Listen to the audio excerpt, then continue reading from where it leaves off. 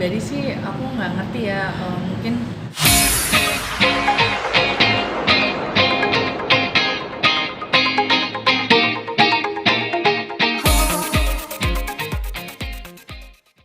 dari teman-teman media bisa tanya langsung sama pihaknya Mas Rio langsung gitu.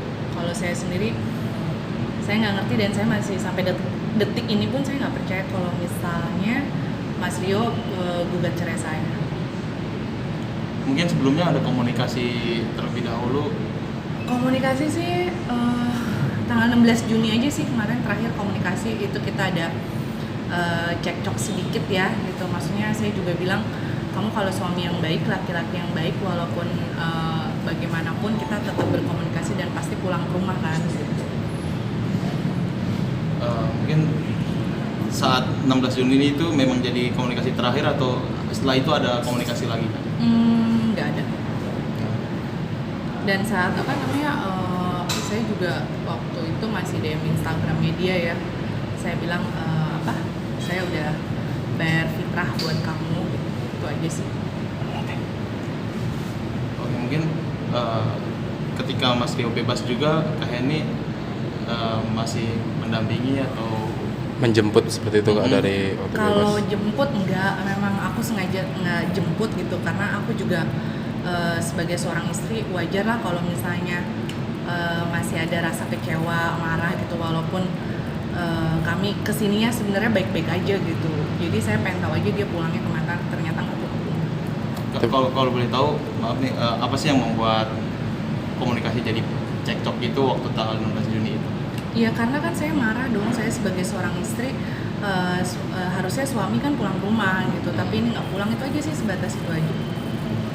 Tahu nggak pulangnya dari mana Kak? Apakah dari ini? Iya kan nggak pulangnya karena kan saya pribadi tahu gitu, maksudnya tanggal 29 Mei bahwa Rio bebas gitu, tapi saya tunggu, tapi kok nggak pulang-pulang.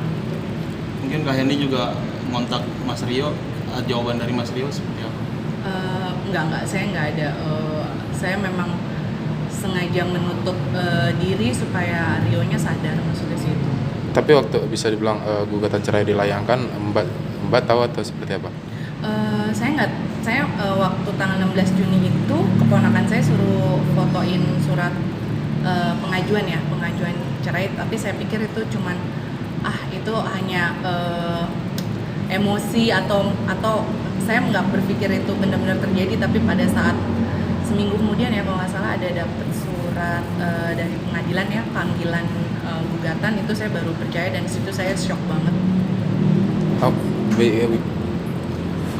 Pas tahu surat layangan dari PA datang ke Kak Heni langsung jatuh sakit atau gimana? Iya, saya langsung down. Saya ngobrol sama manajer saya ngobrol sama sahabat-sahabat juga, sama ibu saya gitu, sama kakak-kakak saya. Mereka sih bilang ya sudahlah, ini mungkin jalan yang terbaik dari Allah. Kalau saya pribadi saya nggak nerima. Ini maaf nih, waktu ketika sakit terus ada aja gitu netizen ngomong kok sakit tapi masih tetap jalan-jalan, ini settingan atau gimana? Kak Heni nanggapnya gimana? Enggak, saya nggak. Kalau rumah tangga buat settingan kan itu kayaknya freaky banget ya, menurut saya ya, aneh sih. Tapi kan kalau netizen kan maha benar, jadi apapun ya dia Tuhan, jadi saya pikir biarkanlah saya orang yang cuek, masa bodoh lah gitu. Kalian tadi sempat bilang katanya saya nggak terima, maksudnya dengan keputusan Rio.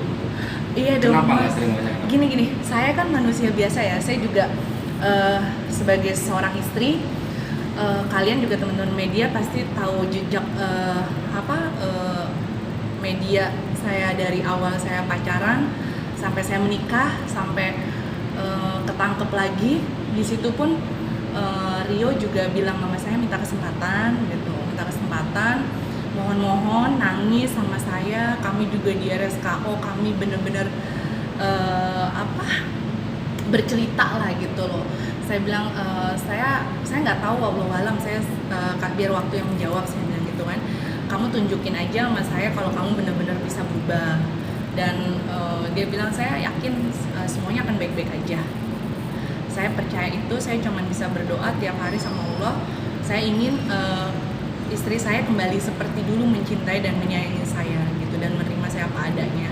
Tapi ternyata kayak begini kan saya maksudnya gini loh mas, kasarnya kan kamu yang minta kesempatan, kan kamu yang mohon-mohon, kan kamu yang berucap manis, kamu yang bermimpi, kamu yang segala macem lah gitu, sampai pokoknya kalau misalnya nanti kita menua bersama gitu, di RSKO pun Rio bilang, aku kalau nggak ada kamu aku lebih baik mati gitu kan, kayak gitu. Aku nggak bisa hidup tanpa kamu gitu. Kalau misalnya pun aku mati di dalam napas, aku lillahi ta'ala, aku siap. Yang penting jangan kamu duluan yang mati, karena aku nggak siap hidup tanpa kamu. Itu kan kayak saya ngerasa kayak dibohongin gitu loh kok saya diginiin sih, udah saya menerima ya sudah lah. Tapi kan saya bilang sama Rio, semua itu kan tidak semudah membalikan telapak tangan ya, karena kan perasaan saya itu kan bukan buat diperjualbelikan gitu. Dan akhirnya kayak begini, jadi saya nggak terima gitu loh. Kenapa nggak, maksud gini, kalau memang mau bercerai kenapa saat dulu kamu meminta saya untuk tetap stay gitu loh. Dan kenapa kamu pas keluar nggak pulang ke rumah dulu untuk berbicara yang baik gitu ya kan. Tahu-tahu dilayangkan gugatan cerai 10 Juni, jadi kan ada jeda waktu dari 29 Mei sampai 10 Juni gitu. Itu kan dimana harusnya baik buruk itu kan kita berkomunikasi ya gitu. Mau saya ada salah ataupun dia ada salah, yang namanya rumah tangga itu udah hal biasa ya, hal-hal lumrah bagi saya gitu. Apalagi kan kesalahan ini fatalnya kan di Rio, bukan di saya gitu. Toh saya juga di luar, saya cuman bekerja, saya sengaja update status di IG, update status di WA, bahwa saya sengaja biar tidak ada pikiran orang-orang negatif ke saya, dan biar saya juga orang-orang biar tahu aktivitas saya insya Allah positif gitu. Tapi kok jadi kayak begini, ini bagi saya kok jadi kayak